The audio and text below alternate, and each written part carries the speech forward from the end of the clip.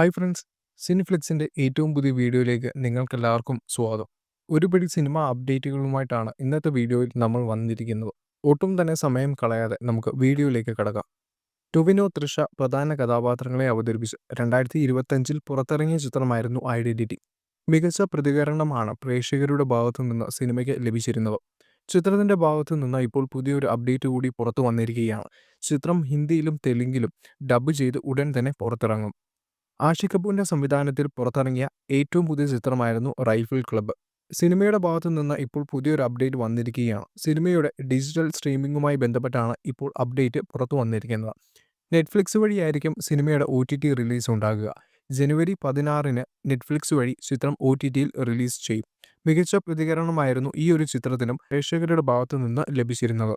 Nelson സംവിധാനം ചെയ്ത് രഞ്ജിനികാന്ത് പ്രധാന റോളിൽ വന്ന വലിയ വിജയമായി മാറിയ ഒരു സിനിമയായിരുന്നു ജയിലർ. സിനിമയുടെ രണ്ടാം ഭാഗവുമായി ബന്ധപ്പെട്ട് ആ സമയത്ത് തന്നെ പല റൂമറുകളും വന്നിരുന്നുവെങ്കിലും ഒഫീഷ്യലി ഒരു കൺഫർമേഷൻ ഇതുവരെ ലഭിച്ചിരുന്നില്ല. എന്നാൽ ഇപ്പോൾ ജയിലർ എന്ന സിനിമയുടെ രണ്ടാം ഭാഗവുമായി ബന്ധപ്പെട്ട് ഒരു ഒഫീഷ്യൽ കൺഫർമേഷൻ വന്നിരിക്കുകയാണ്. ചിത്രത്തിന്റെ സെക്കൻഡ് പാർട്ടുമായി റിലേറ്റ് ചെയ്ത് 2 മിനിറ്റും അതോടൊപ്പം തന്നെ 4 മിനിറ്റും ദൈർഘ്യമുള്ള 2 പ്രൊമോ വീഡിയോകൾ തിരഞ്ഞെടുത്ത ചില തിയേറ്ററുകൾ വഴി നാളെ റിലീസ് ചെയ്യും. 100 കോടി ക്ലബിൽ ഇടം നേടിയിരിക്കുകയാണ് ഉണ്ണി മുകുന്ദൻ നായകനായി ഡിസംബർ മാസത്തിൽ പുറത്തിറങ്ങിയ മാർക്കോ എന്ന ചിത്രം. ചിത്രത്തിന് A സർട്ടിഫിക്കറ്റ് ആയിരുന്നു ലഭിച്ചിരുന്നത്. ചിത്രത്തിലെ എക്സ്ട്രീം വയലൻസ് കാരണമായിരുന്നു ചിത്രത്തിന് A സർട്ടിഫിക്കറ്റ് ലഭിച്ചിരുന്നത്. A സർട്ടിഫിക്കറ്റ് ലഭിച്ച ഈ ഒരു ചിത്രം ഇന്നിപ്പോൾ 100 കോടി ക്ലബിൽ ഇടം നേടിയിരിക്കുകയാണ്. 2024-ൽ 100 കോടി ക്ലബിൽ ഇടം നേടിയ 6ാമത്തെ ചിത്രമാണ് മാർക്കോ.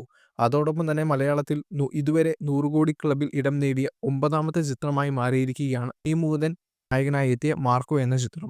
ബേസിലും സൗബിനും പ്രധാന കഥാപാത്രങ്ങളായി എത്തുന്ന പ്രാവിൻകൂടി ഷാപ്പ് എന്ന സിനിമയുടെ ഭാഗത്തു നിന്ന് ഇപ്പോൾ പുതിയൊരു അപ്ഡേറ്റ് കൂടി വന്നിരിക്കുകയാണ്.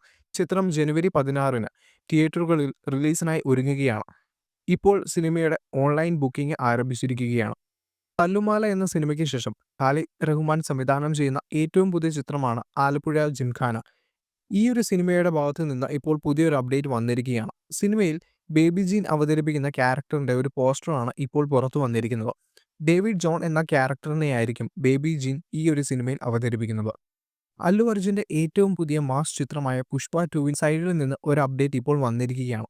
ചിത്രം ജനുവരി 17-ന് അഡീഷണൽ സീനുകൾ ഉൾക്കൊള്ളിച്ചുകൊണ്ട് റിലീസിനായി ഒരുങ്ങുകയാണ്. ആസിഫ് അലി നായകനായി പുറത്തിറങ്ങിയ ഏറ്റവും പുതിയ ചിത്രമായിരുന്നു രേഖാചിത്രം. പ്രേക്ഷകരുടെ ഭാഗത്തു നിന്ന് ചിത്രത്തിന് വലിയൊരു പ്രതികരണമാണ് ലഭിച്ചിരിക്കുന്നത്.